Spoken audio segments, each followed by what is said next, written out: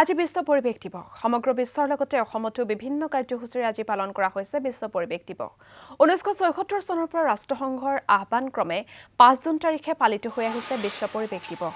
এইবাৰৰ পৰিৱেশ দিৱসৰ থিম হৈছে প্লাষ্টিক প্ৰদূষণ ৰোধ প্লাষ্টিকৰ ব্যৱহাৰেৰে ভাৰসাম্যহীন হৈ পৰা প্ৰকৃতিক সুৰক্ষাৰ অৰ্থে এবাৰ বিশ্বজুৰি পালন কৰা হৈছে পৰিৱেশ দিৱস বিশ্ব পৰিৱেশ দিৱস উপলক্ষে গুৱাহাটীকে ধৰি অসমৰ বিভিন্ন স্থানত আজি ৰোপণ কৰা হয় গছপুলি ঠায়ে ঠায়ে উলিওৱা হয় সজাগতামূলক শোভাযাত্ৰাও শ্ৰীমন্ত শংকৰদেৱ কলাক্ষেত্ৰত ৰাজ্য চৰকাৰৰ উদ্যোগত আজি আয়োজন কৰা হয় বিশ্ব পৰিৱেশ দিৱসৰ অনুষ্ঠান আৰু এই মুহূৰ্তত আমি শিৱসাগৰৰ পৰিৱেশ দৰ্শকসকলক দেখুৱাব বিচাৰিম শিৱসাগৰত কেনেধৰণে বিশ্ব পৰিৱেশ দিৱসৰ আজি আয়োজন কৰা হৈছে আমাক পৰিৱেশ দেখুৱাব মুজাক্কিৰ আহমেদে আজি বিশ্ব পৰিৱেশ দিৱস আৰু বিশ্ব পৰিৱেশ দিৱস দিনটোত মই এক ব্যতিক্ৰমী পৰিৱেশ দেখাবলৈ এই মুহূৰ্তত উপস্থিত হৈছোঁ শিৱসাগৰ বৰ্ডিং খেলপথাৰৰ সমীপত আৰু মোৰ লগত এজন যুৱক আছে সেই যুৱকজন হৈছে নাম তেওঁ পংকজ আগৰৱাল আৰু সম্পূৰ্ণ নিজা প্ৰচেষ্টাত তেওঁ প্ৰায় 2012 চনৰ পৰা এই 2025 চনলৈকে সম্পূৰ্ণ নিজা প্ৰচেষ্টাত তেওঁ যিসমূহ গছপুলি শিৱসাগৰৰ লগতে শিৱসাগৰ দাঁতিকাষৰীয়া যিসমূহ অঞ্চল আছে সেই অঞ্চলসমূহত বিভিন্ন যিসমূহ গছপুলি সেই গছপুলি ৰোপণ কৰি আহিছে আৰু এই মুহূৰ্তত মোৰ লগত উপস্থিত আছে পংকজ আগৰৱাল মই পোনে পোনে তেওঁৰ যি ভাষ্য সেই ভাষ্য গ্ৰহণ কৰিবলৈ অনুৰোধ জনাম মই এই মুহূৰ্তত পংকজ আগৰৱালক দেখিছোঁ আৰু এই যিসমূহ গছপুলি আপুনি এই বৰ্ডিং খেলপথাৰৰ সমীপত যিসমূহ গছপুলি দেখিছে সেই গছপুলিসমূহ তেওঁৱে ৰোপণ কৰা আৰু এয়ে মাত্ৰ এক মই উদাহৰণ দেখাইছোঁ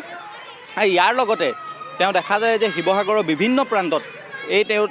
যিসমূহ গছপুলি সেই গছপুলি প্ৰায় 10ৰ পৰা 12,000 যি গছপুলি সেই গছপুলি ইতিমধ্যে তেওঁ ৰোপণ কৰিছে আৰু সম্পূৰ্ণ নিজা প্ৰচেষ্টাত তেওঁ এই ৰোপণসমূহ কৰিছে আৰু তেওঁ বিশেষকৈ তেওঁ যদি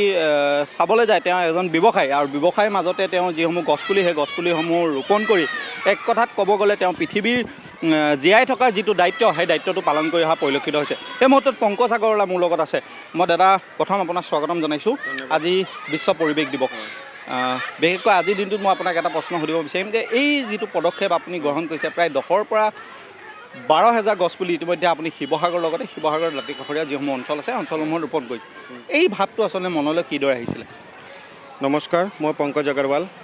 গছ থাকিলে মানুহ থাকিব আমি সকলোৱে কওঁ কিন্তু ক'লে নহ'ব আমি কৰি দেখাব লাগিব গছপুলি ৰুলেই নহ'ব আমি পোহপালন দি ডাঙৰ দীঘল কৰি দেখাব লাগিব ঠিক তেনেকৈ যেনেকৈ মায়ে নিজৰ ল'ৰা ছোৱালীক পোহপালন দি লালন পালন কৰি ডাঙৰ দীঘল কৰে আমি সকলোৱে জানো যে গছ থাকিলে মানুহ থাকিব কিন্তু এতিয়া দেখা গৈছে যে উন্নয়নৰ নামত লাখ লাখ কোটি কোটি গছ ধ্বংস কৰা হ'ল সেইখিনি বিনিময়ত আমি হাজাৰ হাজাৰ গছপুলি ৰুইছোঁ কিন্তু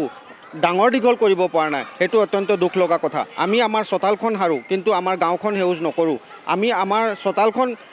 সেউজ কৰোঁ কিন্তু গাঁওখন সেউজ নকৰোঁ আমি মোৰ বুলি কওঁ কিন্তু আমি এতিয়া মোৰ বুলি ক'লে নহ'ব আমাৰ বুলি ক'ব লাগিব গোটেই গাঁওখন আমাৰ গাঁৱত থকা স্কুল কলেজ শ্মশান কবৰস্থান সকলোৱে আমাৰ আহকচোন ৰাইজ আমি একগোট হৈ পিনি আমি আমাৰ গাঁওখনো সেউজ কৰোঁ লগতে চহৰখনো সেউজ কৰোঁ অসমখনো সেউজ কৰোঁ জয়পুৰৰ মানুহখিনিয়ে যদি পিংক কালাৰ কৰি বিশ্ববিখ্যাত কৰিব পাৰে তেনেহ'লে আমি আমাৰ গাঁও চহৰ অসমখন সেউজ কৰি কিয় বিশ্ববিখ্যাত কৰিব নোৱাৰোঁ আহকচোন ৰাইজ আমি একগোট হৈ পিনি এটি গছপুলি ৰুই লালন পালন কৰি ডাঙৰ দীঘল কৰি সেউজ কৰি দেখুৱাওঁ আৰু যদি বিহাৰৰ দশৰথ মাঝি দেৱে যদি এটা